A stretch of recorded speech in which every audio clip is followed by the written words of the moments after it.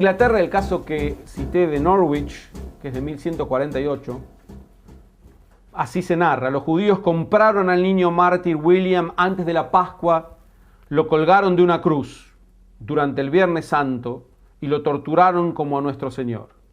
Esta descripción se reitera varias veces e incluso un siglo después de la expulsión que se produjo en 1290, Geoffrey Chaucer lo incluye en uno de los prólogos a su celebérrimo libro Los cuentos de Canterbury. En España el primer libelo es de 1182, pero aquí, en España, es incluido en la ley, en el Código de las 7 Partidas de 1263, se nos explica: hemos oído decir que en ciertos lugares durante el Viernes Santo los judíos secuestran niños y los colocan burlonamente sobre la cruz. Entonces la expulsión de Inglaterra y de España fue precedida por una atmósfera hostil debido a los libelos. El libelo de la Guardia, por ejemplo, en España tuvo lugar en el año 1491 y de inmediato se instituyó el culto del santo niño mártir. En Italia, el caso crucial fue durante la Cuaresma de 1475, en que el franciscano Bernardino da Feltre anunció que los pecados de los judíos pronto serían revelados. El Jueves Santo un niño llamado Simón desapareció y al poco tiempo su cadáver fue encontrado al lado de la casa del jefe de la comunidad israelita. Todos los judíos, hombres, mujeres y niños, fueron arrestados. 17 de ellos fueron sometidos a torturas durante 15 días, después de los cuales terminaron por confesar. Uno de los judíos murió en tormentos, 6 fueron quemados en la hoguera y a los 2 que aceptaron convertirse se los estranguló. Al principio el Papa Sixto IV detuvo los procedimientos judiciales, pero su bula de 1478 aprobó finalmente el juicio. A partir de entonces los judíos tuvieron prohibida la entrada, la residencia a Trento, aún pasar por la ciudad, y el niño Simón fue beatificado. Escenarios parecidos se hicieron en otras ciudades y la iglesia finalmente anuló la beatificación de Simón, pero solo en el año 1965. Ahora bien, la posición de los monarcas y de los papas fue contraria a los liberos. Y hay un caso muy notable del año 1235, que después del libelo de Fulda, el emperador del Sacro Imperio Romano Germánico, Friedrich II de Hohenstaufen, decide clarificar el caso definitivamente. Si los judíos eran culpables del libelo de sangre, entonces había que matarlos a todos.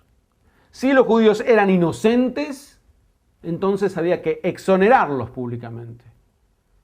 Las autoridades del clero no pueden llegar a una decisión y entonces se llama a judíos que se habían convertido al cristianismo a un sínodo, se llamó el Sínodo de Conversos, que se expidió así: no puede hallarse en el Antiguo ni en el Nuevo Testamento que los judíos requieren de sangre humana. Por el contrario, esquivan la contaminación con cualquier tipo de sangre. El documento cita de varias fuentes judías y agrega que hay una alta probabilidad de que aquellos para quienes está prohibido incluso la sangre de animales permitidos, no pueden desear sangre humana. Esto fue acompañado por algunos decretos papales escritos que piden que se concluya con los libelos. Pero lo notable es que después de estos veredictos, los libelos se multiplicaron más, no se detuvieron. No es racional el odio y por lo tanto una explicación racional de que el motivo del odio es falso no termina con él. Esto es fundamental para entender la judeofobia. El sínodo que se pronunció en contra de los libelos mostró su falsedad absoluta, no los detuvo. Los libelos crecieron, se trasladaron hacia el este. El principal promotor de los libelos de sangre como país en los tiempos modernos fue Rusia. En 1799 el primero en Vitebsk y llegaron a su clímax en el año 1912 con el caso de Méndez Baylis, que durante un año entero mantuvo a la población rusa dirimiendo si es cierto o no es cierto que los judíos utilicen sangre de niños. La eventual exoneración de Baylis fue una derrota para el régimen, porque lo había preparado todo el ministro de Justicia, Sheglotikov.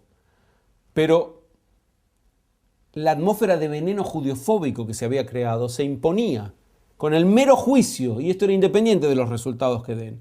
Claro que el libero se abandonó, pero cuando los nazis asumieron el poder, utilizaron lo mismo para su propaganda.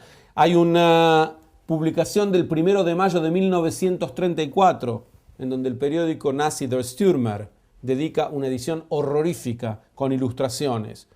Y se realizaron juicios e investigaciones. Hombres de ciencia colaboraban en la difusión. El hecho es que de vez en cuando hoy se siguen citando muestras de este mito cuando se habla de los judíos como sanguinarios, cuando se aplican al Estado de Israel, que utiliza sangre de niños palestinos, cuando se habla de los judíos del mundo como chupasangres. Esto inmediatamente trae asociaciones de mitos en los que creyeron cientos de millones de personas durante siglos. No son mitos de alguna poca gente durante un tiempo. Dijimos que había tres fundamentales: la mitología medieval judeofóbica que permitió las prácticas que mencionamos. El segundo es la profanación de la hostia. La hostia es una especie de galleta que se utiliza en el ritual cristiano, que fue reconocida oficialmente en el Concilio Laterano IV del año 1215, porque ahí se habla de la doctrina de la transubstanciación, según la cual la hostia se transforma en el cuerpo de Jesús y es ingerido por el creyente. Los protestantes eventualmente modificaron esta doctrina y consideran que se trata de un símbolo del cuerpo. Ahora, ¿qué cuenta este mito? Que los judíos secretamente robaban las hostias de las iglesias para torturarlas y reeditar en ellas los sufrimientos del Jesús. Obviamente, en esta superstición hay un nivel mayor todavía de irracionalidad, porque los judíos claramente descreían de toda transubstanciación. Entonces, ¿cuál sería el objetivo de torturar a una simple galleta para ellos? La mayor parte de los casos de la profanación de la hostia, que llevó a la destrucción de comunidades judías enteras, se produjeron en Alemania y en Austria.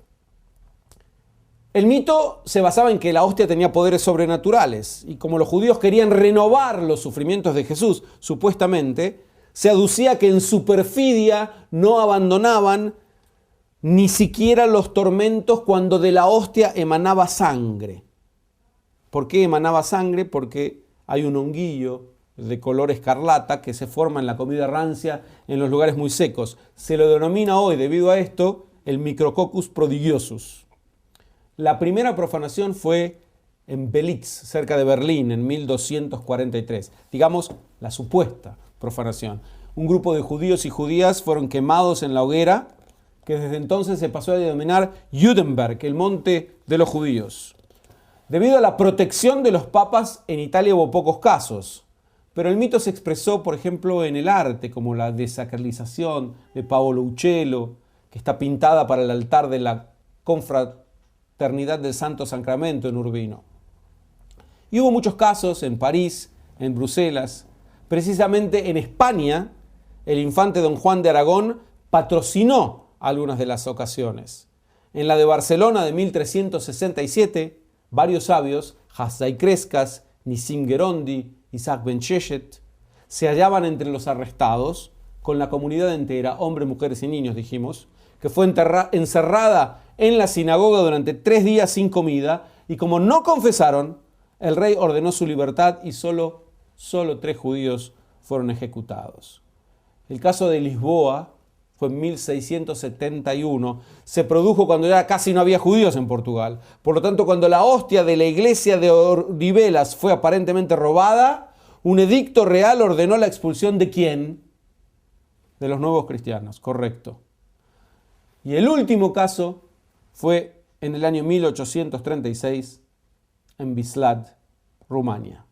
Nos falta el tercero de esta trilogía de mitos, y es el de la peste negra.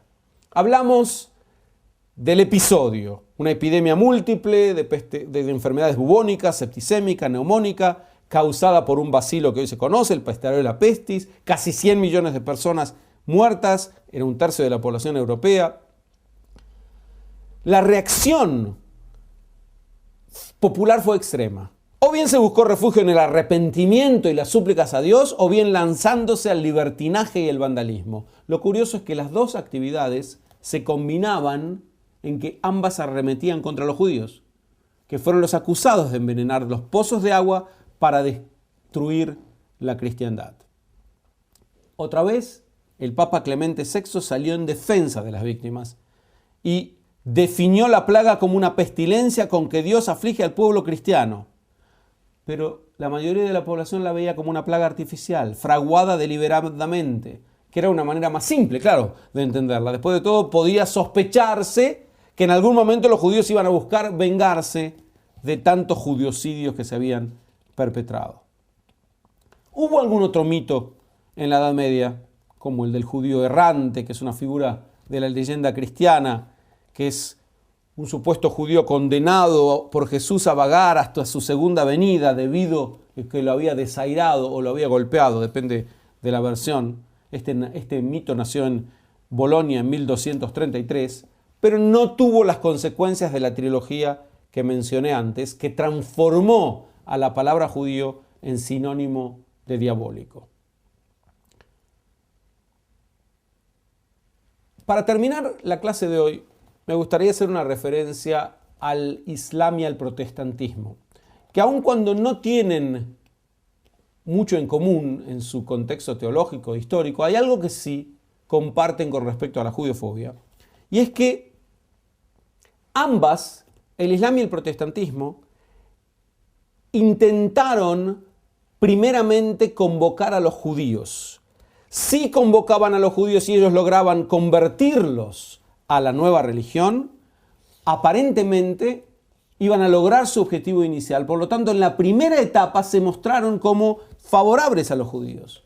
Pero en cuanto los judíos reaccionaron negativamente a la posibilidad de convertirse, se dio vuelta esa aparente simpatía en un odio parecido al que venimos señalando hasta ahora. El Islam nació en el siglo VII en Medina, de cuya comunidad judía Mahoma adoptó varias observancias para la nueva religión. Por ejemplo, la plegaria en dirección a Jerusalén, que luego se cambió por la Meca, las leyes dietéticas que incluían la prohibición de ingerir cerdo, el ayuno del Día del Perdón, que fue reemplazado por el mes de Ramadán. Pero a pesar de este acercamiento, Mahoma no logró que los judíos lo aceptaran como un nuevo Moisés, y entonces se volvió contra ellos. Su frustración fue registrada en el Corán y proveyó a miles de musulmanes durante siglos de una antipatía hacia los judíos que se suponía divinamente inspirada. En cuanto a la rama protestante del cristianismo, iniciada por Martín Lutero en 1517, sostenía que quería devolver el cristianismo a sus fuentes hebreas, en lugar de basarlo en la interpretación helénica. En efecto, hubo al principio muchos protestantes que se acercaban al judaísmo, algunos de ellos en la expectativa de que los judíos finalmente aceptarían la fe en Jesús si ésta se les presentaba con amor y con énfasis en su origen hebraico. Pero aquí también, cuando estas expectativas probaron ser infundadas, la reacción fue judeofóbica. El último libro de Lutero, que se llama Sobre los judíos y sus mentiras, de 1543, llama a los judíos el anticristo. Es más difícil convertirlos a ellos que al mismo Satán. Y Lutero, que es el padre de la iglesia alemana, y de algún modo un personaje central en el desarrollo de la nacionalidad y el idioma alemanes, exhorta a la violenta expulsión de los judíos de toda Alemania y aconseja así a los nobles de Europa. Primeramente, sus sinagogas deben ser incendiadas, y lo que no sea consumido por el fuego que sea cubierto de inmundicia. Así sea hecho en honor de Dios y del cristianismo, que Dios vea que los cristianos no toleramos ni aprobamos tal mentira pública, maldición y blasfemia contra su Hijo y sus cristianos. En segundo lugar, Sus hogares deben ser igualmente derribados y destruidos porque perpetúan lo mismo que hacen en sus sinagogas. Colóqueselos en establos. En tercer lugar, príveselos de sus libros de oraciones y del Talmud en los que se enseña idolatría, mentiras, maldiciones y blasfemias. En cuarto lugar, debería prohibirse a sus rabinos enseñar bajo amenaza de muerte. La furia de Dios contra ellos es tan grande que están cada vez peor. Para resumirlo, dice Lutero, estimados príncipes y nobles que tenéis judíos entre vuestras posesiones, si mi consejo no es suficiente, buscad otro mejor para que vosotros y todos nosotros seamos libres de esta insoportable carga diabólica, los judíos. Decía que quien escribió esto era y es un reconocido teólogo, fundador de una nueva corriente religiosa mundial, considerados por muchos como padre de la Alemania moderna, el más depravado de los jerarcas nazis. Julius Streicher arguyó en su defensa durante los juicios de Nuremberg que no había hecho sino cumplir con los consejos de Lutero. Y es así que las ideologías medievales, pronunciadas por personas veneradas por las respectivas corrientes religiosas, son las que fueron utilizadas por los más sádicos y brutales de los judeófobos para descargar su odio contra el pueblo judío. La modernidad podría haber traído grandes buenas noticias para el comienzo de la cura de la judeofobia. No fue exactamente así y lo veremos en nuestra próxima clase.